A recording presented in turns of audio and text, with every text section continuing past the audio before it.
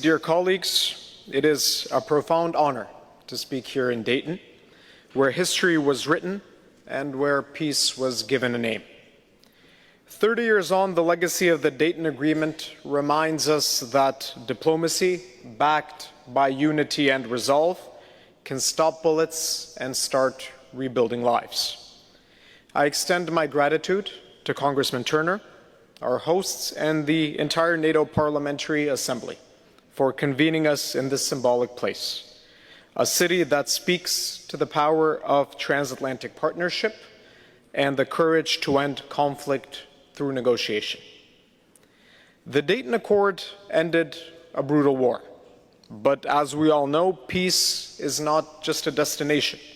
It is a discipline, a process, a responsibility, one that must be nurtured, defended, and constantly renewed in the face of evolving threats. The United States has embodied that responsibility with clarity, conviction, and consistency.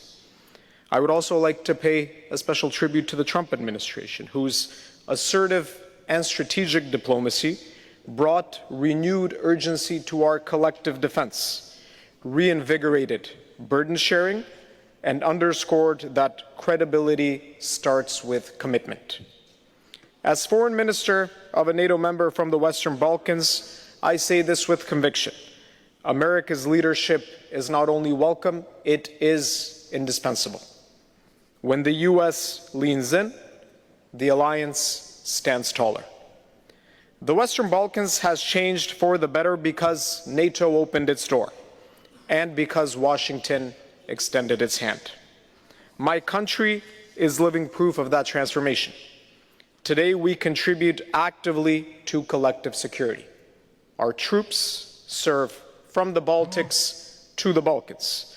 Our defense spending goes above the 2% benchmark, and over 30% of that spending is in modernization and readiness. We don't wait to be asked. We step forward. Because for us, NATO is not just a security structure.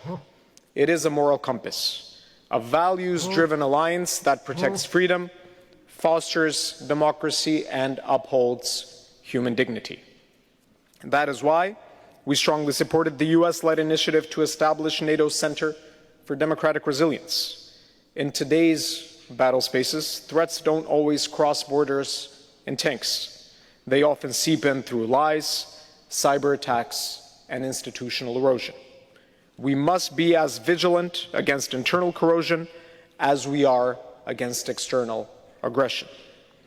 As we look ahead to the NATO summit in The Hague, we have to be honest. Deterrence is not achieved through declarations.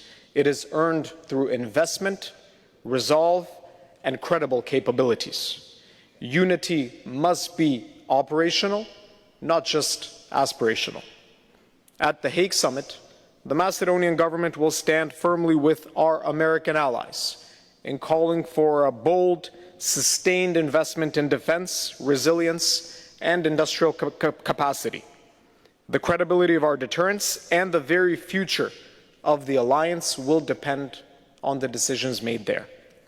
Let the Hague Summit be a summit of resolve, not just reassurance. Let it deliver capability, not just communication.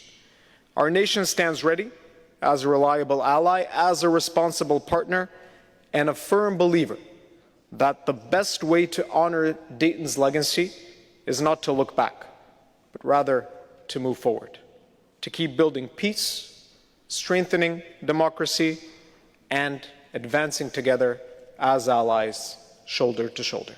Thank you.